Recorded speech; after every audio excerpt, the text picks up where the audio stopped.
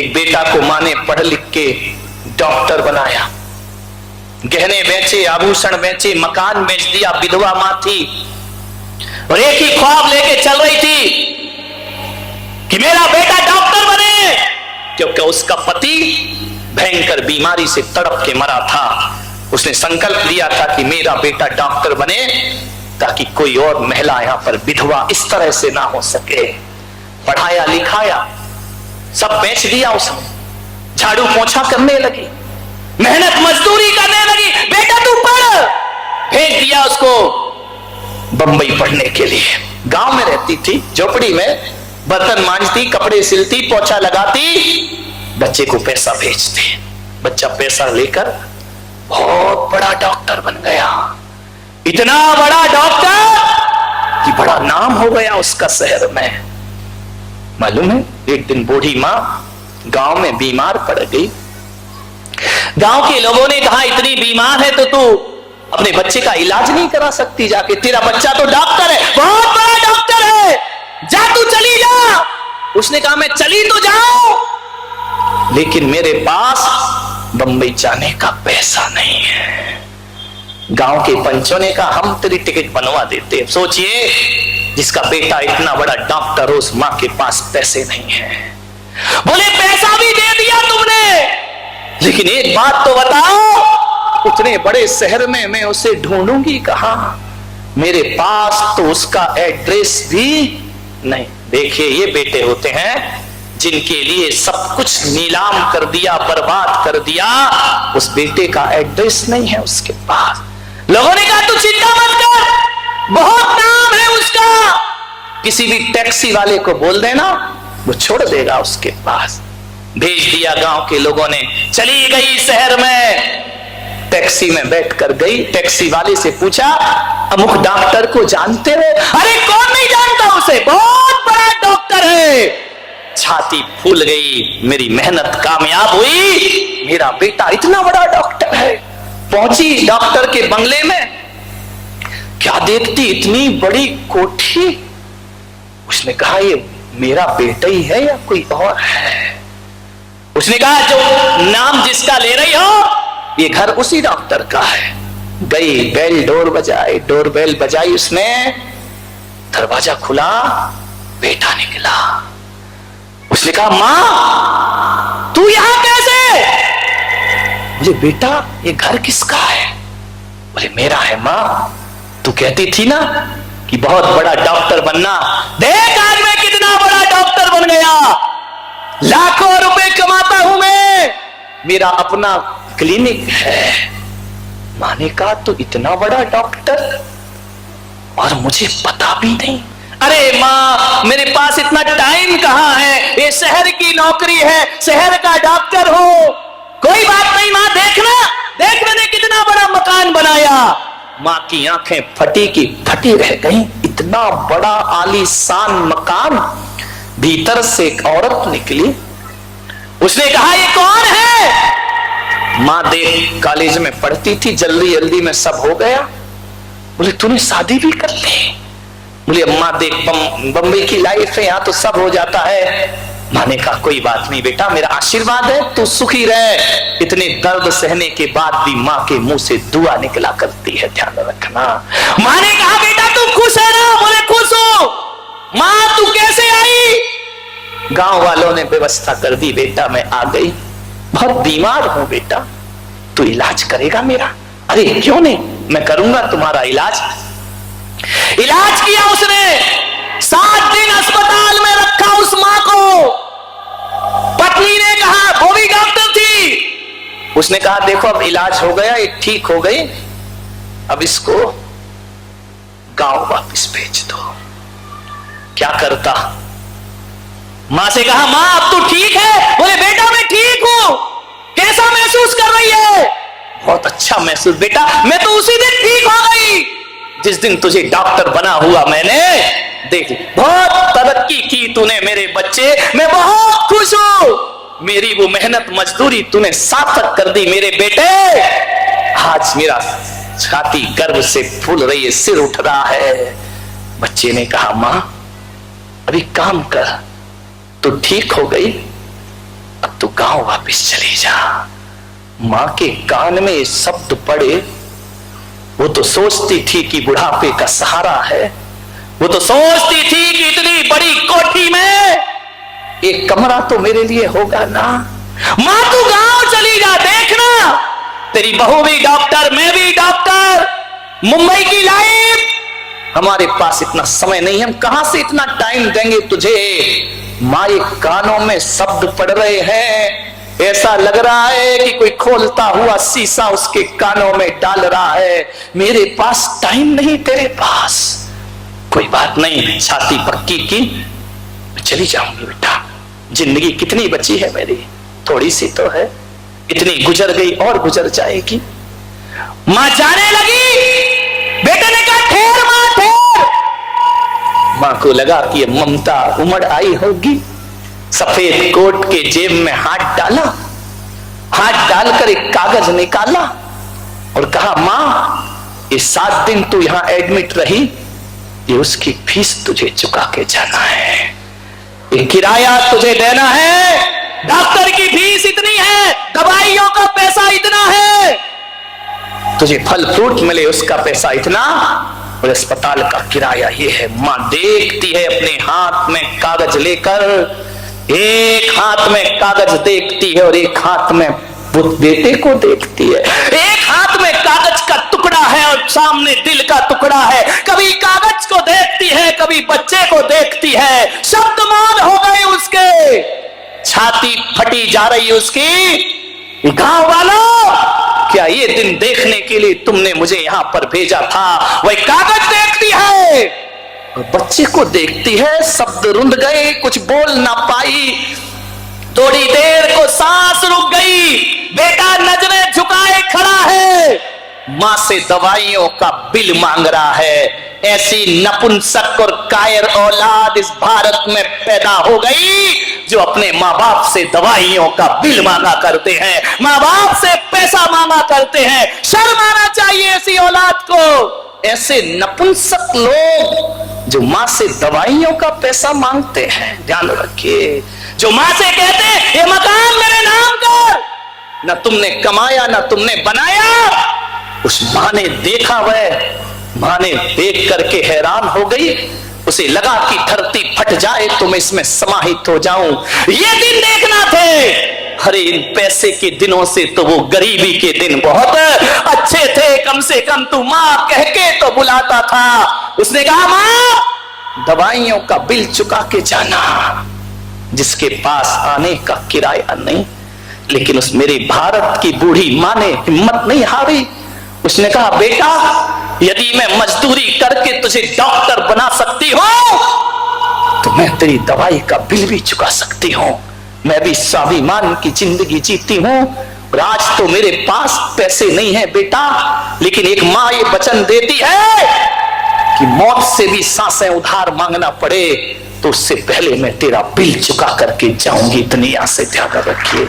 मैं झाड़ू पोछा मजदूरी करूंगी लेकिन तेरा बिल जरूर चुकाऊंगी। एक बात बताए भारत का बेटा, तुमने दवाई का बिल मांग लिया, तुमने अस्पताल का बिल मांग लिया, और यदि ये मां तुमसे बिल मांग लेती कि बोल बच्चे तूने तो मुझे 7 दिन अस्पताल में रखा, उसका किराया मांग रहा है, मैंने तुझे 9 महीने पेट में रखा, उसका किराया कौन देगा? कौन देगा वो किराया मुझे? यदि ये मां मांग ले बिल, आज कोई भी मां अपने बच्चे को बिल पकड़ा दे कि तेरे लिए रात रात जागी हूं, उन रातों का बिल चाहिए मुझे, तेरे गंदे कपड़े धोए हैं उन कपड़ों का बिल चाहिए मुझे। और आज एक मां कह दे कि तेरे लिए जो कुछ भी किया उन सब बात का मुझे बिल चाहिए। और आज हिंदुस्तान की मां यदि अपने बेटे से बिल मांग ले कि मैंने तुझे आंचल का दूध पिलाया है, उस बात का मुझे बिल चाहिए, तो मैं कहता हूं किसी भी धनवान बेटे के पास इतनी दौलत नहीं होगी जो मां के दूध का कर्ज अदा कर सके। है इतनी दौलत तुम्हारी तिजोरी में, मां के दूध का कर्ज अदा कर सके? अरे कितना कम क्या कमाया है तुमने, कितनी दौलत है तुम्हारे पास? मैं तो कहता हूं पुलक सागर कि पूरे हिंदुस्तान को भी बेच दो तो भी मां के दूध का कर्ज नहीं चुक सकता है। ध्यान रखिए, ये हालत करते हैं बेटे अपनी मां बाप के। ध्यान रखिए, कोई काम नहीं आता, अंत में बेटी काम आती है। ध्यान रखिए, महिलाओं से मेरा निवेदन है कि बेटियों को बहुत प्यार दो, बहुत इज्जत दो। कोई साथ ना दे, हर मां का साथ एक बेटी जरूर दिया करती है। ध्यान रखें। समय हो गया है आपका, ज्यादा हो गया है, बात अधूरी रह गई मेरी। अंतिम बात कह के समाप्त करूंगा।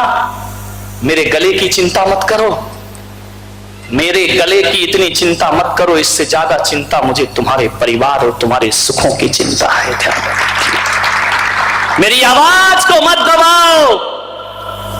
शायद मेरी आवाज किसी के बिखरते घर को बचा सके। मेरे भाई ध्यान रखिए, एक लड़की का जन्म हो गया, बाप बड़ा दुखी हुआ, गरीब के घर लड़की पैदा हो गई। दारू पीता था बाप, शराब पीता था, रोज मारता था पत्नी को। लड़की बड़ी हुई, मां मेहनत मजदूरी करके लड़की को पढ़ाती थी। पढ़ ले बेटा, पढ़ ले, तू कुछ मत कर, मेरी चिंता मत कर। रोज मां को मार पड़ती थी। लड़की 10वीं 11वीं 12वीं में पहुंच गई। जब बाप मारता था तो लड़की की छाती फटती थी, लेकिन कह कुछ नहीं सकती थे। एक दिन लड़की ने कहा कि पापा मम्मी से काम नहीं होता है, मैं आगे पढ़ना चाहती हूं, ये दारू पीना छोड़कर मुझे पढ़ा दो पापा। बाप ने कहा पागल हो गई है, तुझे पढ़ा दूं पराया धन। एक लड़का हो जाता तो मेरा साथ तो देता, तू पैदा हुई है मनहूस लड़की, निकल तू मेरे पास, मैं तुझे नहीं पढ़ा सकता हूं, मेरे पास कुछ नहीं है। दारू पीने को पैसे हैं लेकिन लड़की को पढ़ाने को पैसे नहीं है। मां बड़ी दुखी हुई, मां ने मार खाई, गाली खाई।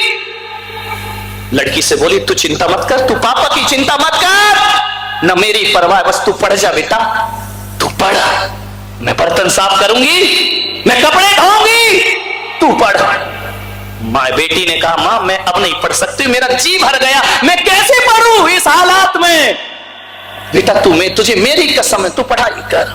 उसे बाहर भेज दिया पढ़ने के लिए, फीस भेजती, रुपया भेजती। एक दिन बहुत बीमार हो गई, प्राण अंत होने का समय आ गया। जैसे तैसे उसने अपने को संभाला। बाप दारू पीता था, शराब पीता था। बाप ने इतना बीमार कि बोले शहर ले जाओ, नहीं तो ये चंद दिनों का मेहमान है। शहर ले गए, अस्पताल में। जिस अस्पताल में इस बाप की जांच हुई, पता चला कि इसकी दोनों किडनी खराब हो गई हैं, ये मर जाएगा, ये नहीं बचेगा। जिसने जांच की, जब इसने अपने आंखें खोली तो देख करके हैरान हो गया।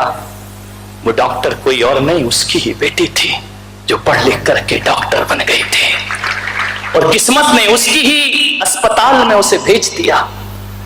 उसने मां को बुलाया कि मां ये पापा है। बोले हाँ बेटा, अब इनकी जिंदगी नहीं बचे। बोले बचेगी, मैं बचाऊंगी जिंदगी। वो भूल गई कि बाप ने मुझे निकाल दिया था, बेटी का दिल था ना, मैं बचाऊंगी। उसने कहा मां किडनी चाहिए इन्हें एक। मां से कहा सबकी किडनी दिखाई, कोई मैच नहीं की। मां से कहा मां तू दे दे किडनी। उसने कहा पागल है, ऐसे किडनी दे दूं मैं जिसने मेरी ये हालत कर दी है। बोले मां वो सब भूल जा, पापा तो पापा होते हैं, मां उनका जीवन बचा, अपनी किडनी दे दे। मां बहुत रोई। मां ने कहा मैं अपनी किडनी नहीं दे सकती हूं। बिल्कुल नहीं दे सकती हो। बेटी ने कहा मां तू कैसी मां है, अपने पति के लिए किडनी नहीं दे सकती, एक किडनी दे दे मां, कितनी जिंदगी है तेरी, देख मेरे पापा प्राणांत हैं। उस मां ने कहा बेटी तू किस मिट्टी की बनी है, जिस बाप ने तेरे साथ बदसलूकी की उसको किडनी दे रही है। मां से पूछा मां एक बात बता, तू कैसी पत्नी है, किडनी क्यों नहीं दे रही। मां ने लड़की का हाथ पकड़ा और फूट फूट कर रोने लगी। इतनी रोई कि लड़की का दिल भर आया। लड़की ने कहा, मां बता, तू ऐसी नहीं थी, तू किडनी क्यों नहीं दे रही है? उसने कहा, बेटा, जो आज तू डॉक्टर बनी है ना, मैंने अपनी एक किडनी बाजार में बेच दी है, और बेच करके मैंने तुझे डॉक्टर बनाया है। अब मेरे पास है कहां जो मैं दे सकूं। लड़की ने सुना कि मां, अपने अंग बेच बेच कर तूने मुझे डॉक्टर बनाया है, तूने मुझे यहां तक पहुंचाया, पहले क्यों नहीं बताया? बोले, मुझे मालूम था बेटी कि यदि मैं बता दूंगी तो तू पढ़ाई छोड़ देगी। मां वो होती है मेरे भाई। कहते हैं उस लड़की ने, जो खुद डॉक्टर थी, अपनी एक किडनी निकलवाई और अपने बाप की किडनी में अपनी किडनी लगवा दी और अपने बाप को जीवन दान प्रदान किया। मान्यवर, सोचना है आप, एक गौतम सिंघानिया है जो बाप को धर सड़कों पे भटका रहा है, और एक ये बेटी है जिस बाप ने दुष्कारा प्यार नहीं किया, उसे अपनी किडनी दान में दे दिया करती है। मान्यवर, सोचना है आपको, बेटियों की कीमत समझिए। उस दिन उस बाप को लगा कि बेटी, यदि कितने भी बेटे हो जाते, तेरे जैसी बेटी मुझे आज तक दुनिया में प्राप्त नहीं हो सकती थी। आज संकल्प ले लीजिए, जितने भी लोग बैठे हैं, जिन्होंने गर्भपात करा लिया है, वो किसी बड़े आचार्य से जाके प्रायश्चित करें। और आपसे निवेदन है, बहुओं से, बेटियों से, आपसे भी निवेदन है, कितने भी बुरे दिन देख लेना, अपने घर में अपनी बहू, अपनी बेटी को गर्भपात के लिए कभी मजबूर मत करना। ये बहुत बड़ा पाप है, बहुत बड़ा अपराध है। संकल्प लीजिए, हर साथ संकल्प ले कि हम गर्भपात न करने देंगे, न करने की अनुमोदना करेंगे। ध्यान रखिए, बहुत बड़ा पाप है। और आपसे एक निवेदन है अंतिम, यदि आपके पेट में अनचाही औलाद आ गई है, तो पुलक सागर तुमसे इस भरी सभा में कह रहा है, उसे जन्म लेने का अवसर दीजिए, उसे मारिए मत।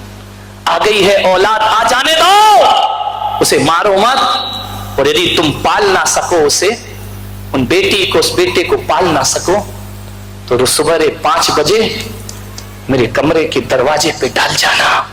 ये पुलक सागर कहता है कि मैं समाज में यशोदाएं खड़ी कर दूंगा जो देवकी के बच्चों को पाल पोस के बड़ा कर देंगे। ध्यान रखिए, मेरे दरवाजे पे डाल जाओ अनचाही औलाद, लेकिन उसे मौत के घाट मत उतारिए। ध्यान रखिए। और आप पुरुषों से भी मेरा निवेदन है कि बेटी को ही इतना प्यार मत दो, तुम्हारी पत्नी भी किसी की बेटी है, उसे भी उतना ही सम्मान, उतना प्यार दो कि वो अपनी कोख में पल रही बेटी की हत्या करने के भाव भी पैदा ना करे अपने जीवन में। ध्यान रखिए। मान्यवर, आप सबने सुना है, अनुग्रहित हूं, बड़ा मार्मिक विषय था। बेटियों की रक्षा करो। डॉक्टरों से निवेदन है, हत्यारे मत बनो, जीवन दाता बनिए अपने जीवन में।